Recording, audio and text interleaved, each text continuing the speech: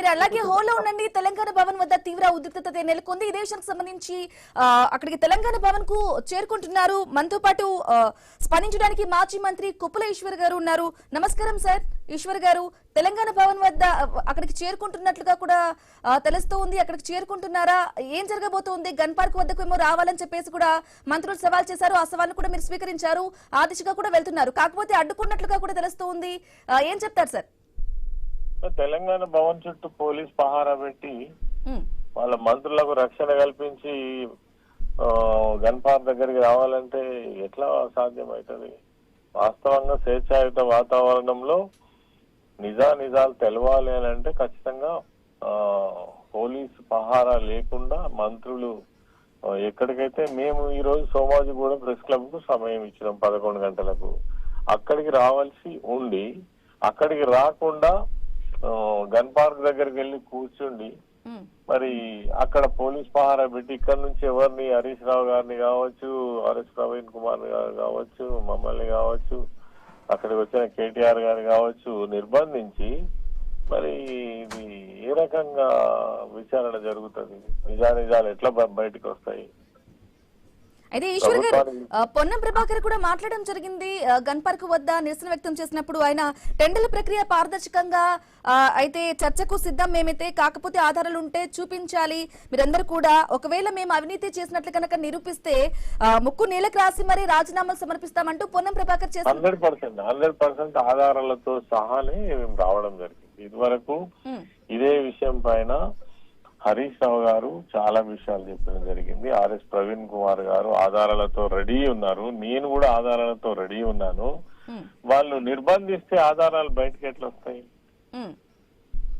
కాబట్టి మాకు చర్చలో పాల్గొనేటువంటి అవకాశం ఇవ్వాలి. మేమే టైము, ప్లేసు, డేట్ చెప్పింది మేమే. సోమోజిగూడ ప్రెస్ క్లబ్ లోకి ఈరోజు రావాలి, మేము ఆహ్వానిస్తున్నాం. మీకు మర్యాద పూర్వకంగా అన్ని విషయాల్లో కూడా మేము సహకరిస్తాం.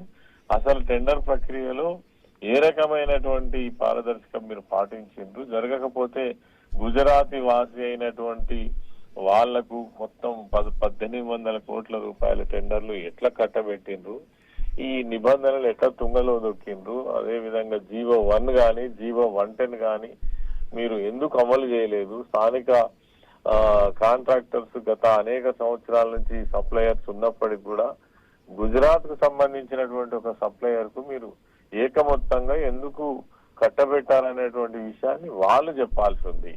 ఇందులో ఏమి జరగలేదు, అంతా పారదర్శకంగానే జరిగింది, మేము ముక్కు నేలకు రాస్తామంటే ముక్కుకు నేలకు రాయాల్సిన పరిస్థితి ఖచ్చితంగా వస్తుంది. అయితే గురుకులాల్లో స్కామ్ జరగలేదు, 600 కోట్లు అయితే 2000 కోట్లు అంటూ అబద్ధం చెప్తున్నారు అనేది కూడా వారే చెప్తున్నమాట. అంటే మంత్రికి దగ్గర కూడా క్లారిటీ లేదు. ఒకసారేమో 1142 కోట్లు అంటాడు, ఒకసారేమో 600 పైసలకు అంటాడు, ఒకసారేమో 700 పైసలకు టెండర్లు, ఏది మన ప్రొవిజన్స్ సంబంధించిన పిలిచినటువంటి ఇవన్నీ కలిస్తే 2000 పైసలకు కోట్లకు సంబంధించిన టెండర్లు పిలవడం జరిగింది. ఇందులో ఖచ్చితంగా ఎందుకంటే నిబంధనలన్నీ కూడా తుంగలో దొక్కి వాళ్ళు ఈ టెండర్లను కావాలనే గుజరాత్ సంస్థకు కట్టబెట్టడం జరిగింది.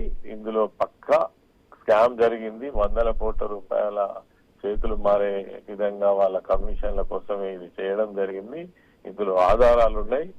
కాబట్టి దాన్ని తప్పించుకోవడం కోసం, కప్పిపుచ్చుకోవడం కోసం మాటలు చెప్పుడు తప్ప నిజంగానే వాళ్ళ ఆధారం ఉంటే శ్వేతపత్రం రిలీజ్ చేయమని చెప్పండి. వాళ్ళు ఏ రకంగా ఈ టెండర్ ప్రక్రియ చూసి చేయించారు, ఎందుకు గుజరాత్ కంపెనీకి పోయిందో చెప్పమని కాదు. అది అయితే చర్చకు రావాలని చెప్పేసి సవాల్ విసిరారు కదా, మరి చర్చకు సిద్ధం అంటూ కూడా హరీష్ రావు కేటీఆర్ కూడా వెళ్ళడం జరిగింది.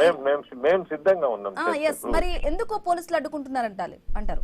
అదే ఎందుకు అడ్డుకుంటున్నారు? ఇక్కడ పోలీసు అడ్డంకి లేకుండా చేసి స్వేచ్ఛాయుత వాతావరణంలో చర్చ జరగాలి, వాస్తవాలు బయటికి రావాలి. అప్పుడు వాళ్ళు నిజంగానే టెండర్ ప్రక్రియలో జరిగినటువంటి కుంభకోణం నిజమా కాదా ప్రజల ముందుకు వస్తుంది, వాస్తవాలు బయటకు వస్తాయి.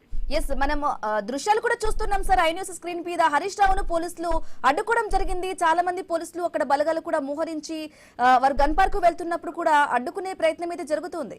కొంత ఉద్రిక్త పరిస్థితి కూడా కనిపిస్తుంది అక్కడ. అదే వెళ్ళని అట్లేదు, అదే చెప్తున్నాను. ఎస్ ఫైనల్ గా ఏం చెప్తారు సార్? చర్చకు వెళ్ళనివ్వట్లేదు, మీరేమో వెళ్ళడానికి సిద్ధంగా ఉన్నారు అనే వెళ్ళనివ్వట్లేదు. విషయాలపై. ఇక్కడ పోలీసులు తీసేసి మమ్మల్ని చర్చకు వెళ్లే అవకాశం ఇస్తే ఖచ్చితంగా నిజాలు బయటపెట్టడానికి మేము సిద్ధంగా ఉన్నాం. వెంటనే ఆ పోలీసులను తీసేయాలి అక్కడి నుంచి. ఓకే, పోలీసులు మిమ్మల్ని గనక వెళ్ళనిస్తే చర్చకు సిద్ధం అనే విషయాలపై. Okay okay sir, thank you sir.